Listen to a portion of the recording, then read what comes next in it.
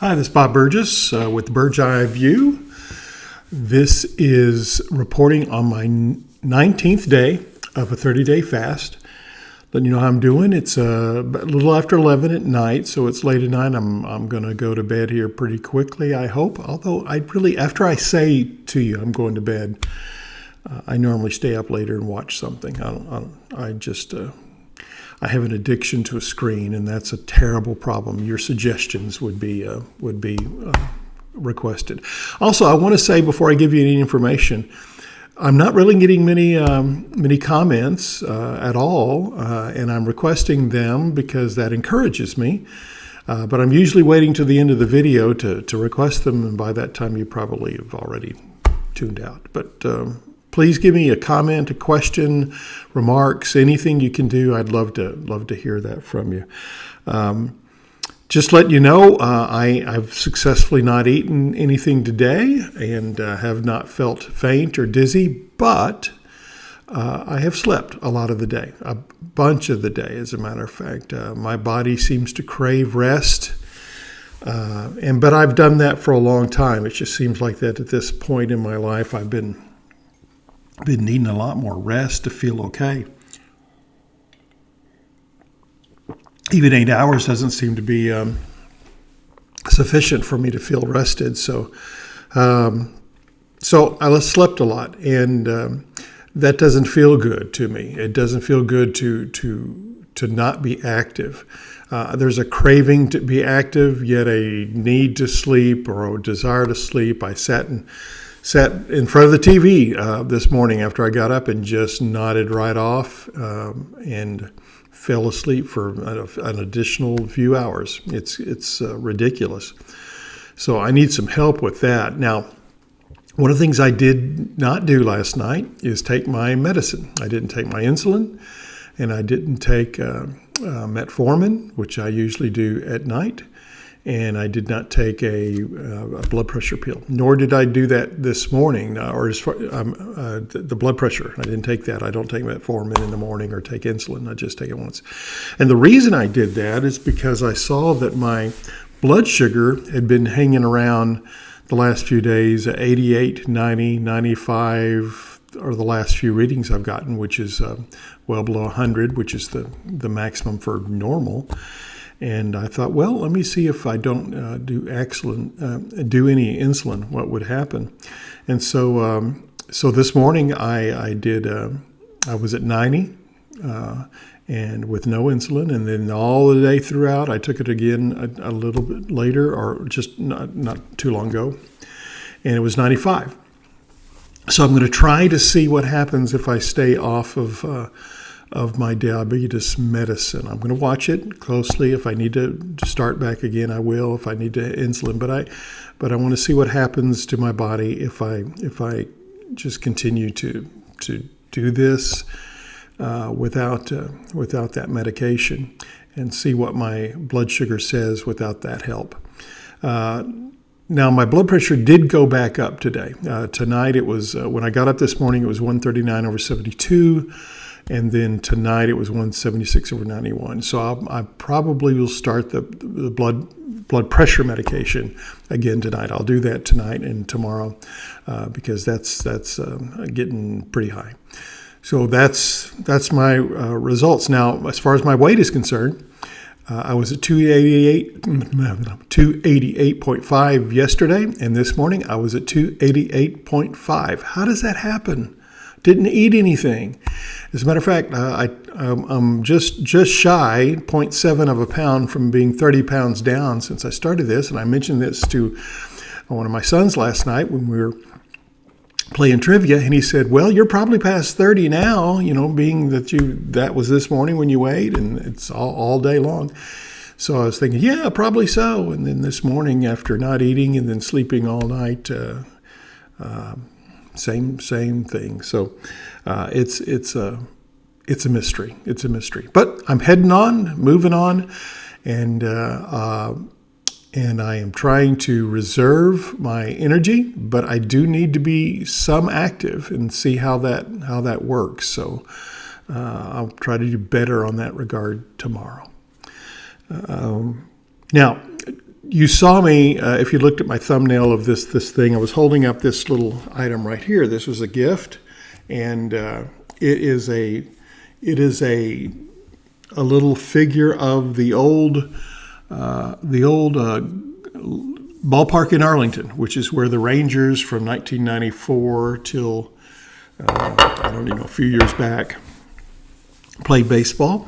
And it was a beautiful field. I love that field. I'm a Ranger fan. I started off as a Washington Senator fan when I was a kid because I visited my aunt and uncle Uncle Kenneth and Aunt Linda in Washington when he was stationed at Andrews Air Force Base, and he took me to a ball game as Washington Senators. And so I had to adopt them, little kids, the only game I had ever seen. And so they were the team that I cared about more than any else as a little kid.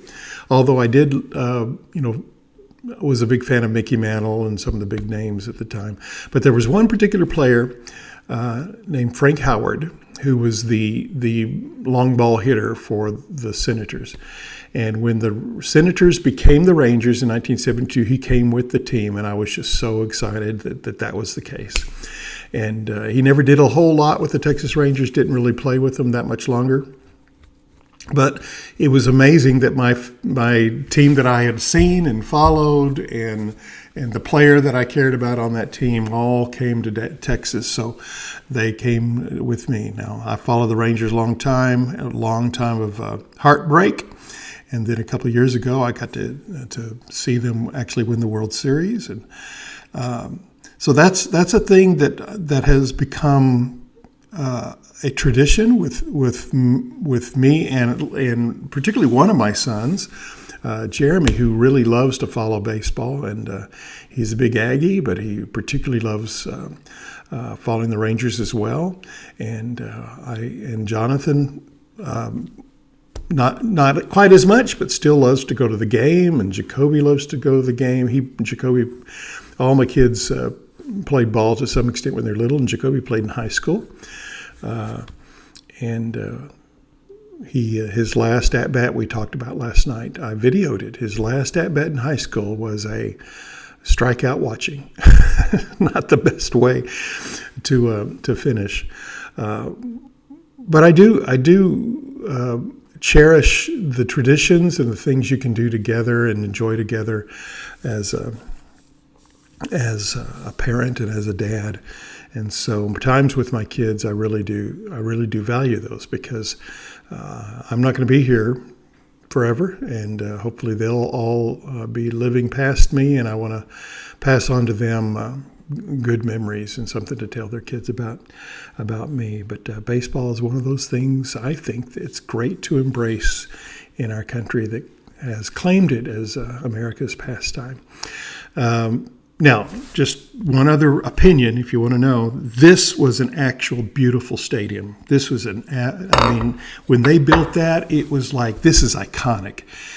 Beautiful red brick all around it with all kinds of carvings and statues and all looking like Texas and everything talking about. It was just a beautiful thing, but it wasn't covered. And so the average temperature during the season could be for stretches 100 degrees. So a lot of big players did not want to come to Texas because it was so hot. And so they did finally make a decision to go ahead and invest a big time into making a covered stadium, which they have now, which is Globe Life Stadium. And in my opinion, it's an atrocity in terms of how it looks. It's just a big silver box, and I think they wanted to make it look like its big brother, which is AT&T Stadium down the road, which is also a big curved box too. In my opinion, not nearly as iconic or beautiful, but it does serve the purpose, and it is beautiful in many ways along inside. Arlington Stadium, or not Arlington Stadium, that preceded everything.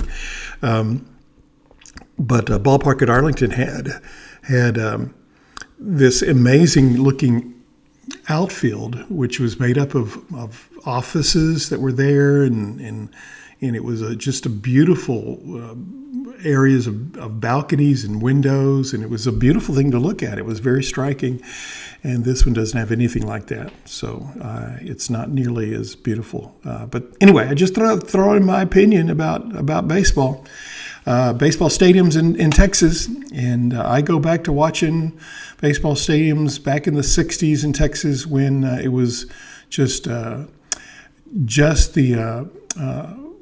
Arlington Stadium right there on the highway on Interstate 30. It was down then the tollway, and what I watched were the Dallas-Fort Worth Spurs. That's who I used to watch when I got a chance to go there. But that place was horrendously hot, and it was not beautiful in any kind of way.